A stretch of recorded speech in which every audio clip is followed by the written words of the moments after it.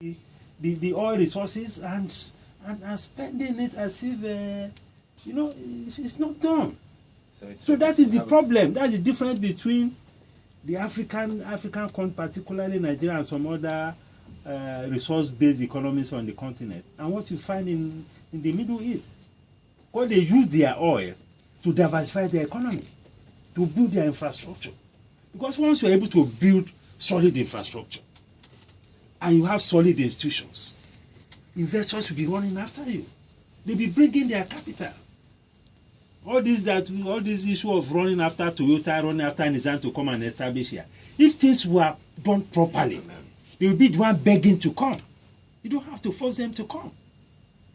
But we have so much oil resources. What is the state of our infrastructure? Our budget is about 72, 73% recurrent. We are using all the money to run the business of government. Corruption, fuel subsidy. That is where all the resources is going. Okay. So that is why one is concerned. This economy is not a sustainable economy as it is. So it is with some of the resource-based economies even on the African continent, because the economy is not diversified. So when you say that the economy is growing, you are opposing 6%. This is driven by oil. If you take oil out of it, all this growth will vanish. That is the issue. Okay, one of the key economic costs in formation of a currency union by a group of countries is the loss of national autonomy in the monetary policy. Nigeria, let's fast forward a few years later. Let's work with this hypothetical situation. Everything is set.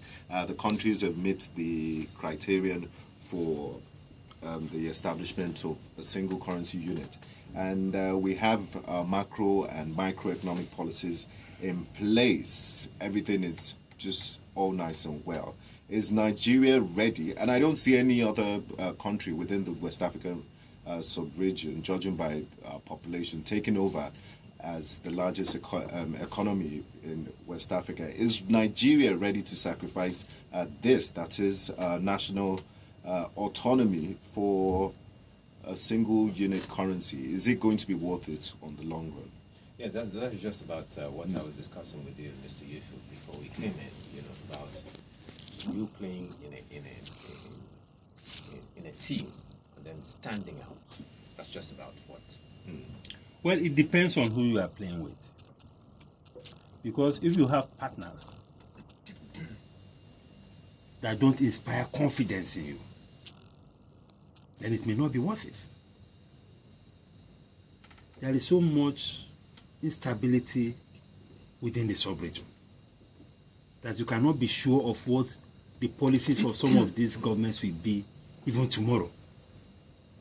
We just talked about some of the countries where recently even had military coups. So policies are not stable. Many of them are also resource-based economies. If there is any major shock to commodity prices, all these macroeconomic convergence criteria will collapse. Inflation will go haywire, deficit will be high, debt will be high, and you find it difficult to manage the process. So it seems like a very sophisticated venture to go into. It is. I mean, look at what even the experience they had in the Eurozone. Now, at a point, some of them were regretting being part of it, but it's not such an easily reversible process. Because once you are in it, you can't easily reverse yourself. You now begin to manage the crisis and see how you get out of it, and you also manage the problem of other countries. And that's why a lot of people think that, a lot of Nigerians think that in the long run, this policy would favor the smaller countries than Nigeria, because Nigeria has always played the big brother role, and it will put Nigeria even more on a moral corner, moral high ground to take care of the smaller countries. In other words, what they're saying is that these smaller countries are just looking for an opportunity to even lean more on Nigeria's shoulders in case of any problem. They're already leaning on Nigerian soldiers. You know how much we spent in Liberia? For a long time, ECOWAS was not doing much in the economic space. ECOWAS was focused mainly on security issues.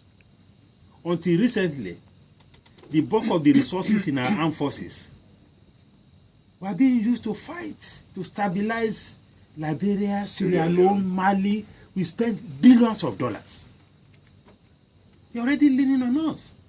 And unfortunately, we are not getting much from it, even as we speak. What did we get from all the resources that we committed in Liberia? What did we get from Sierra Leone? Eh? And yet we got goodwill. We lost our soldiers. We spent a lot of our resources. What did we get from it? So already